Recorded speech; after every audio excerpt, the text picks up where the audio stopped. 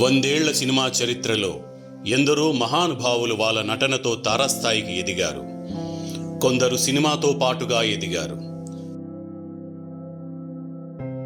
అతి చిన్న వయసులో సినిమాలో ఆరంగేటం చేసి అందనంత స్థాయికి ఎదిగారు.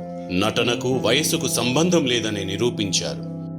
వాళ్ళ అడుగు జాడలలో అడుగులు వేస్తూ తెలుగు సినిమాకు పరిచయమైన బుల్లితార మన నేహాకి స్వాగతం.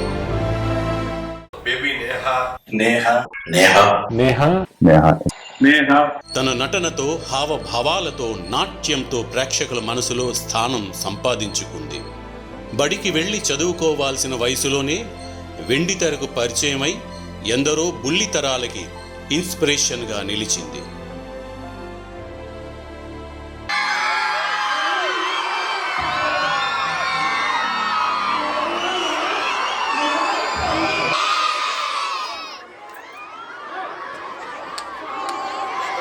బేబీ నేహ చాలా అద్భుతంగా చేశారు. నేహ చక్కగా ఉన్నారు, బాగా యాక్ట్ చేశారు. Neha it's very good job.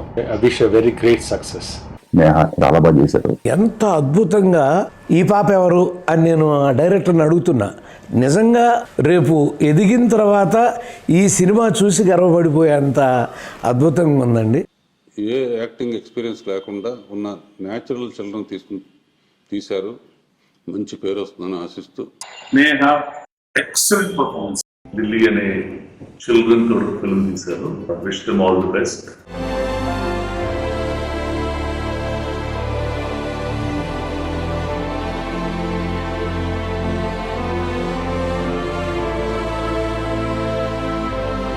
Cinema కోసం తాను చేసిన కృషి పట్టుదలకు కర్రసాము నేర్చుకుని ఎన్నో ప్రదర్శనలు ఇవ్వడమే తన నేర్పుకి నిదర్శనం.